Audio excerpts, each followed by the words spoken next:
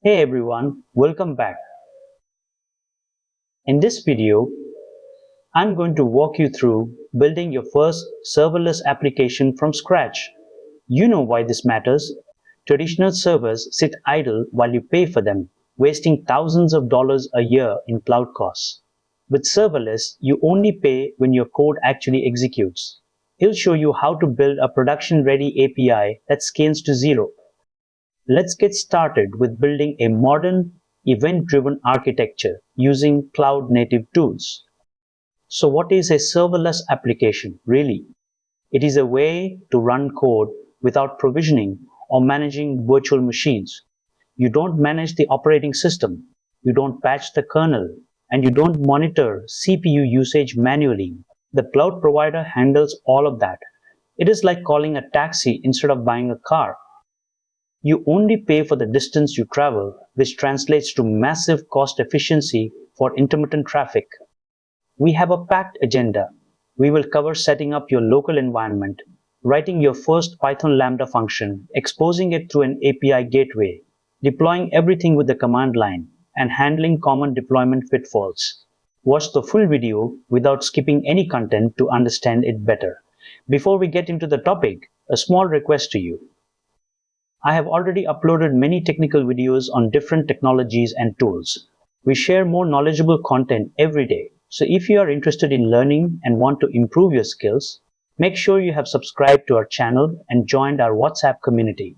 The join link is available in the description or scan the QR code shown on the screen. Let us get started. To follow this build, you need an AWS account. Ensure you have the AWS command line interface installed and configured with your credentials. You should have Python version 3.11 installed, as we will use modern syntax. You can verify your setup by running the version check commands shown on the screen. If you are missing any of these, pause the video and get them ready now. Take a moment to review each point shown on screen. So how does this work internally? When a user sends an HTTP request, it hits the API gateway. This service acts as the entry point. It triggers your code inside an AWS Lambda function. The function runs in an isolated environment, processes the data, and returns a result. It is a simple, effective, and highly scalable pipeline. Let's build the foundation.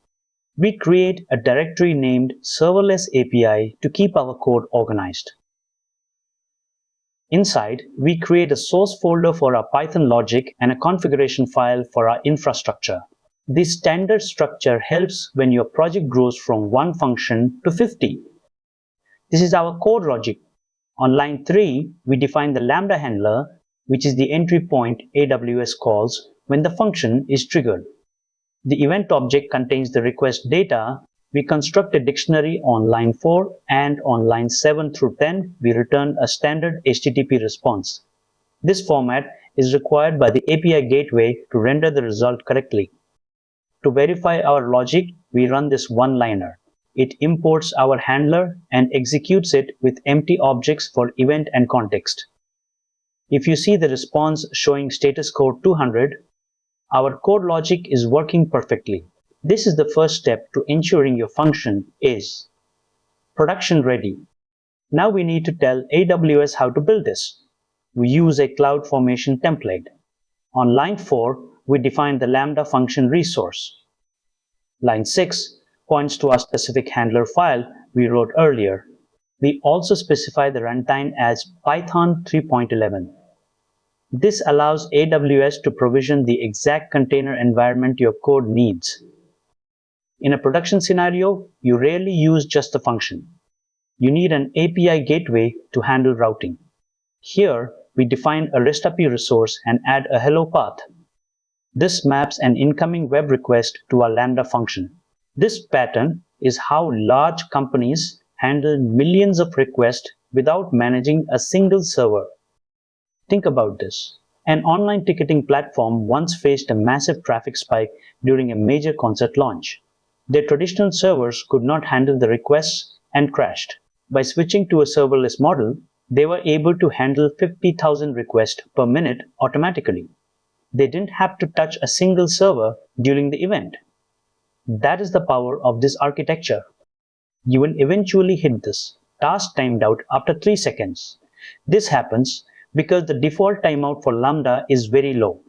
If your code does a database query that takes 4 seconds, Lambda kills it. The root cause is simply an aggressive timeout setting on the function configuration. The fix is to increase the timeout in your configuration file. Set it to 30 seconds to give your code breathing room. Also, increase the memory. In Lambda, memory and CPU are tied together. More memory means faster execution, which often lowers your overall bill. So, when should you actually use this? It is perfect for event-driven tasks and APIs with bursty, unpredictable traffic. However, do not use it for processes that run longer than 15 minutes, as that is the hard limit for Lambda. Also, avoid serverless if you need custom kernel modules or low-level access to the operating system, as you are running in a managed container environment. Use these criteria to decide if this tool is right for your situation. You now know the basics of serverless. Remember that serverless is about shifting the burden of management to the provider. Always use infrastructure as code to ensure your deployments are repeatable. Monitor your function, execution time, and memory settings to keep costs low. Start with small, focused functions and link them together to build complex, highly scalable event-driven systems. I believe this video will definitely be a useful video. If you like the video, please do like and hype the video. Also share it with your friends and groups. It may be useful to somebody else. If you have any doubts or any requests, please let me know in the comments. Make sure you have subscribed to stay updated for our regular videos. Join our WhatsApp community using the link in the description because we share more knowledgeable content every day. Thank you for watching. See you soon in the next video.